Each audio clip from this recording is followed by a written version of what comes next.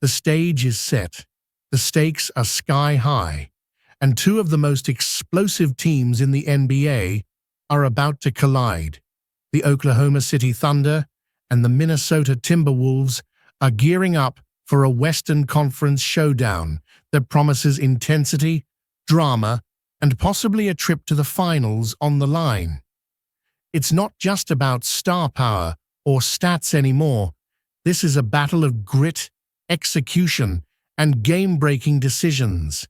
And if you think you've seen everything these teams have to offer, think again.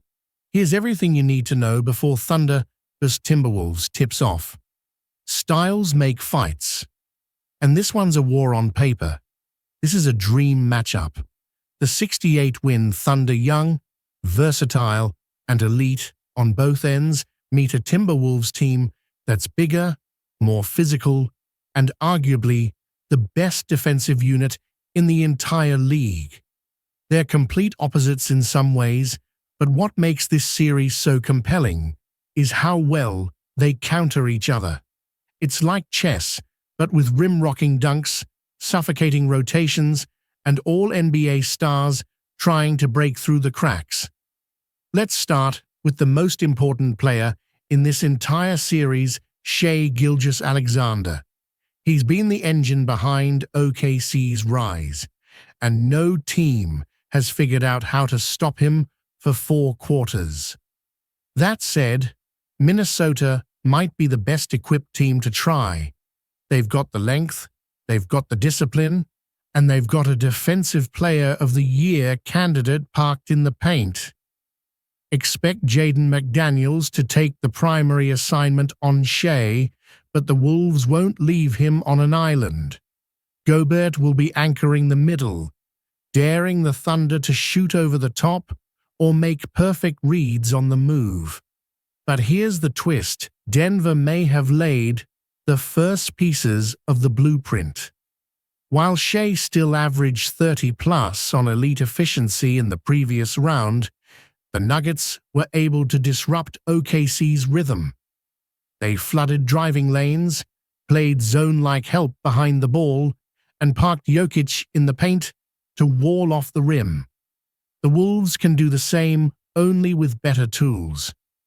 Gobert is a more agile shot blocker than Jokic, and McDaniels is a better on-ball defender than anyone Denver had.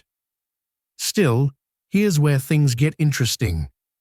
If the Thunder go to their pick-and-roll game, it's not just about stopping Shai.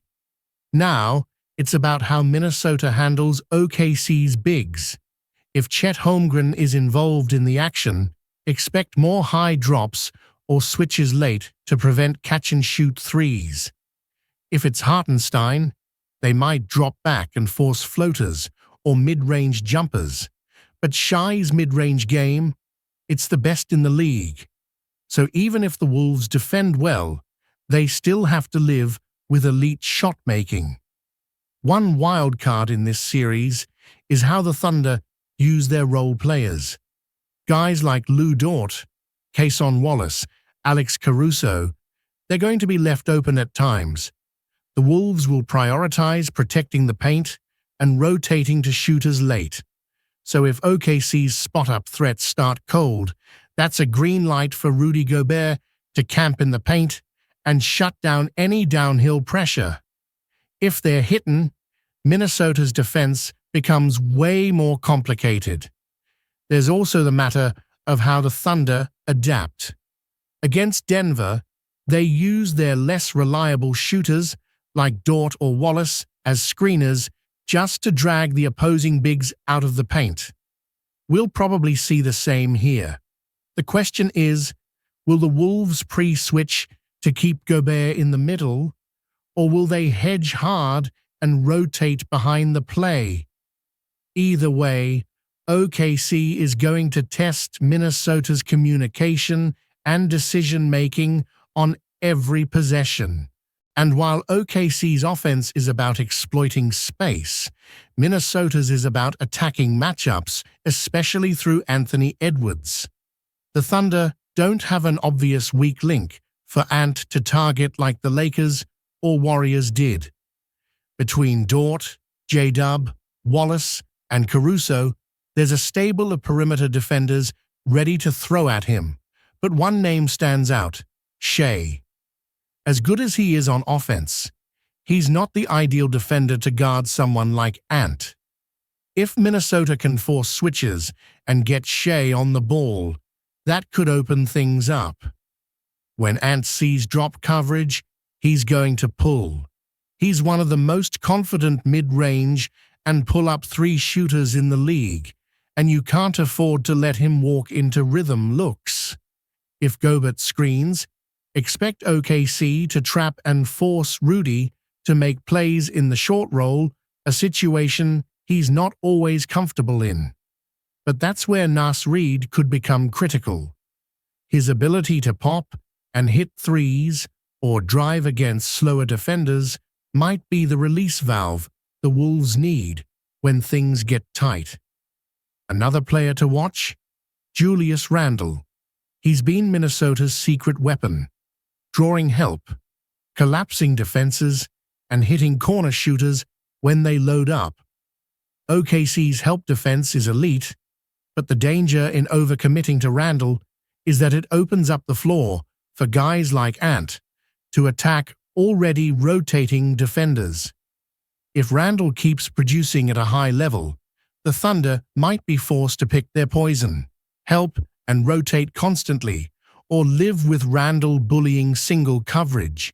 It's also worth watching how both teams manage pace. OKC's set defense is elite, but they can be vulnerable in early offense.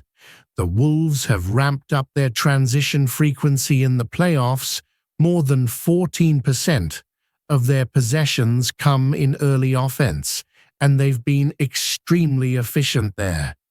Getting stops, pushing pace, and attacking before the Thunder defense is fully set might be their best path to consistent points.